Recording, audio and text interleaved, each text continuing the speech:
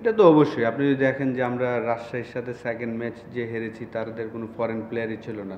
সব লোকাল ১১ জন নিয়ে খেলেছেন।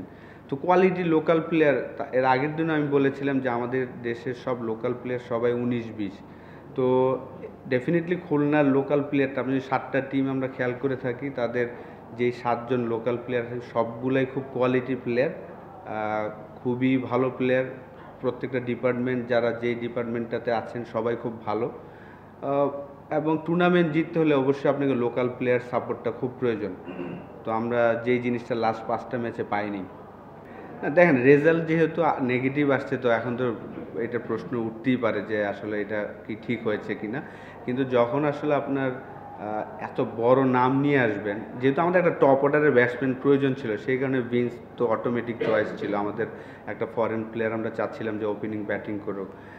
টিম ডেভিডও আমরা জানি যে সে মিডল অর্ডার লেট অর্ডারে পারদর্শী এবং এন্ড্রু রাসেল একটা বিগ নেম। আমরা সবাই জানি যে বিপিএলে যতগুলা নকআউট গেম খেলেছেন সেই এক্সপিরিয়েন্স থেকে হয়তো আমরা তার কথা চিন্তা করেছি এবং আকিব জাভেদ অটোমেটিক চয়েস। এইবারের বিপিএলে আমি বলবো যে একটা আবিষ্কারই বলতে পারেন যে পাকিস্তানের হয়ে হয়তো রিসেন্টলি সে সুযোগও পাবেন আশা করছি।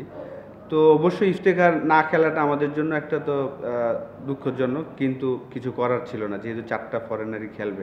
আমার মনে হয় যে আসলে খুশদিল শাহ চলে যাওয়াটা আমাদের জন্য একটা বড় সেটব্যাক হয়েছে আমি মনে করি। আপনি যদি দেখেন যে গায়ানা থেকে শুরু করে যেই ম্যাচটা আমরা উইন করেছিলাম, মাস্ট উইন গেম ছিল, সেই ম্যাচটাতে উইকেটটা খুবই ডিফিকাল্ট উইকেট ছিল। সেই জায়গায় সে 50 করেছিলেন 30 বলে, 5টা 6 মেরেছিলেন, 117 বা 13 রান করেছিলাম ওই ম্যাচ থেকে। আসলে খুশদিল শাহ যাওয়ার পরে আমাদের যেই মোমেন্টামটা আসলে কোনো প্লেয়ার ওই জায়গাটা নিতে পারেনি। আমাদের লোকাল প্লেয়াররা যেভাবে আশা করেছিলাম শুরুতে যেভাবে খেলেছিলেন, শেষের 5টা ম্যাচে আমাদের কোনো লোকাল প্লেয়ার ওইভাবে ভালো খেলতে পারেনি। অবশ্যই আসলে যেভাবে আমরা স্টার্ট করেছিলাম, বিশেষ করে গ্লোবাল টি20তে টানা 3 ম্যাচ জিতে চ্যাম্পিয়ন, তারপরে এসে টানা 8টা ম্যাচ মানে 11টা ম্যাচ আপনি উইন করেছেন। তারপর 23 তারিখ আসলে আমরা রাজশাহীর সাথে যেভাবে হেরেছি, তারপর থেকে আসলে টানা 5টা ম্যাচ হারলাম।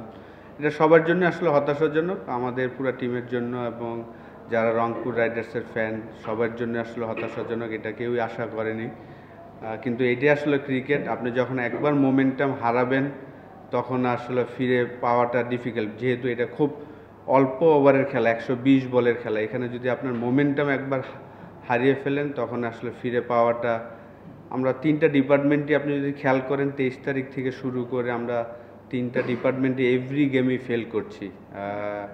ওই ম্যাচও যদি দেখেন যে আমরা শুরুতে 2টা ক্যাচ ছেড়েছিলাম প্রথম 2 ওভারেই, পাওয়ার প্লেতে আমরা ভালো করতে পারছিলাম না, এখনও আমরা পাওয়ার প্লেতে শেষ পর্যন্ত ভালো করতে পারিনি। সবার জন্য হতাশাজনক আসলে, আমাদের পুরা টিম মেম্বার বলেন, ফ্যান বলেন, সবার জন্য হতাশাজনক।